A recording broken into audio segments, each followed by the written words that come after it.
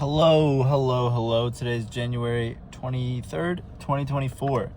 And let's start off. I want to take a moment and let's just all laugh at Ron DeSantis. He has stopped his campaign. He will no longer be running for president and endorsed Donald Trump. There's obviously many jokes to be made about that. You know, every hotel room does have the DeSantis chair. I wanted to start off and then we're going to ask some deep questions, but I want to start off by asking or telling you guys some things that I didn't really know about DeSantis. Obviously, this guy's a very prototypical conservative.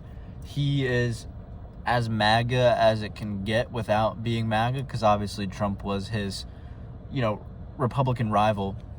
But, Trump obviously blasted him. Let's take a quote here from Danielle Moody. His campaign couldn't even teach DeSantis how to smile, laugh normally, or just have a real casual conversation with children. He's just effectively a loser. Which, if you watch his statement about, him pulling out of the running, this is just so true. The guy is an automaton. He is the least charismatic person, and while, I would take someone with good policies, no charisma versus all charisma, no good policies. I would certainly take that, but here there's no good policies and no charisma. So, the charisma is not even a saving grace, which it is for Trump. You know what I'm saying? At least when you're listening to him, you might laugh because he's going to say something ridiculous.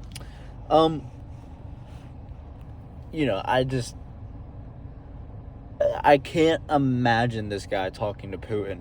I can't imagine this guy walking into a room of powerful people and demanding respect. Anything like this. So that's not good for America's leader. But this is one of the things that I did not know about DeSantis. He's been in politics for about half my life, so he's been around the block and he's done and said many things. He was in favor of the Palestinian Accountability Act, which it's in the name. It's self-evident here. He wanted to hold Palestinians accountable, not Hamas, but Palestinians broadly. And he's come out and said, I want to be the most pro-Israel politician ever, blah blah blah. Obviously he's pro-Israel, but I did not know how far into it he was. He's really, I don't think we need to go much further, but he's also, if you go on his website and you go to the policies, it's very disorienting. There's just very, very short blurbs and then videos. I'd like to read the policies and positions instead of watching videos personally. But one of his things is that he's supposed to be this guy that loves veterans. And he's somewhat been in the military before. He was more of a sort of an official. He wasn't, a soldier or anything like that. But he was supposed to be for the veterans. He's supposed to love the veterans. But he blocked a bill that would give veterans medical cannabis if the VA said that, it would be good for them. And we know now that cannabis and other drugs help with PTSD. They help with, mental disorders and can really, improve someone's life. But here we have DeSantis blocking it. He's supposed to be for medical marijuana, absolutely not for recreational, legal recreational. But here he is blocking a tool that veterans can use that could really be helpful. And I don't know. I think that's it's just a typical thing where Republicans say these things. They're pro-life, and yet you support the death penalty. It's only when it's convenient for them. And this is just another one of those things. And then, obviously, where DeSantis has drawn a lot of headlines, it's for his positions and policies and decisions regarding education within his state. Obviously, he no longer wanted Florida schools to teach AP African American Studies, which is just crazy. And he's one of the crusaders against critical race theory, which he doesn't even know what it means. He says that it obviously makes kids hate their country, when that's so not true. I've been exposed to what's supposed to be the woke education, and I still love my country, and I'm sure many of you do. If you're watching this, you probably clicked on it and you're probably left-leaning, and if you're not, you definitely love the country, right? But I'm sure many of you can say that you love America with all of its faults, and that's really, Republicans are some of the first people to say that we should learn from history. And yet, when we teach actual history to our children, they don't want it taught.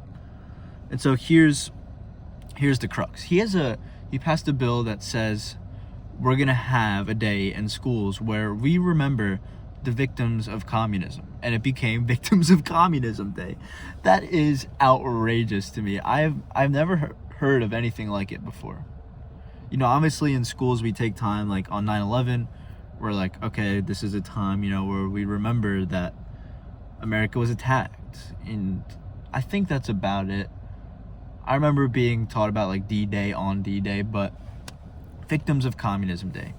Obviously we know what DeSantis is doing here. He doesn't want people to think that there's any other way except for capitalism. He promised that corporate taxes in Florida would be under 5%.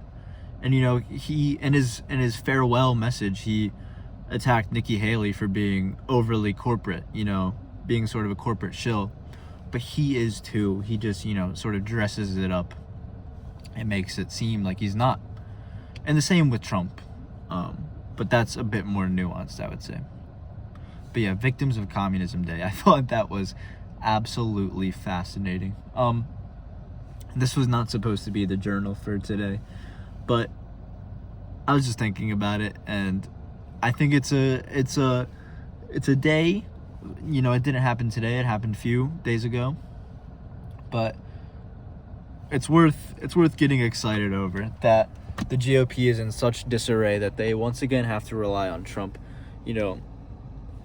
Vosh has a good video about this, but like obviously the GOP would much rather DeSantis, someone, from the establishment, someone that they can prop up and sort of,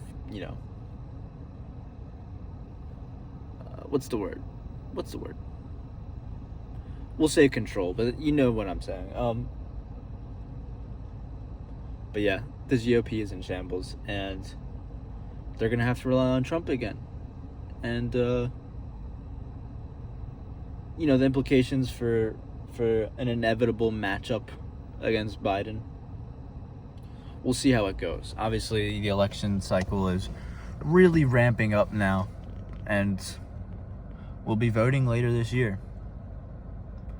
And this is the part where I'd like to ask some questions. I am someone who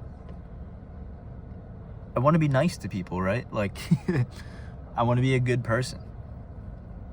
I want there to be more love and more empathy in the world. And so, I feel a little bit of conflict when I sit here and I bash DeSantis and I make fun of him. But at the same time, where do we draw the line? Because obviously DeSantis is not about love and empathy. He is about status quo, and if you don't agree with him, you're wrong, etc., etc. Putting all the ideological nuances to the side, this is someone who just doesn't stand for humanity. Obviously against environmental protection. So am I justified in bashing him?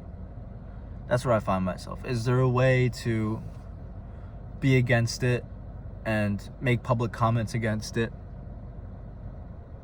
instead of bashing him? Sure, but I feel as if radical action, which is this video radical action, you tell me, but I feel as if radical action is the only way to really squash people that,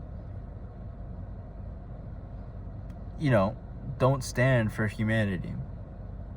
I don't think that we should seek to like delete people like DeSantis off the face of the planet. You know, but I would just hope that, yes, we're gonna have disagreements. I would just hope that the disagreements can turn into productive conversations and, you know, just gain an understanding of one another. But with people like DeSantis, it can never happen. I don't know. Am I trying to justify all of this? Perhaps. So let me know in the comments if you have any thoughts on that. I'm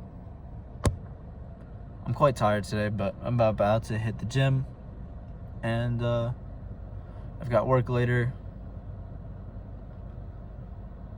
It's been an interesting day. I will talk about today tomorrow. I just wanted to talk about DeSantis today because, you know, I talked about Dave Ramsey yesterday, and I'm just kind of politicized right now, I guess, because obviously, like I said, the election cycle is heating up, and yeah. I hope y'all are having a good Tuesday. I've rambled on for long enough now, so peace and love.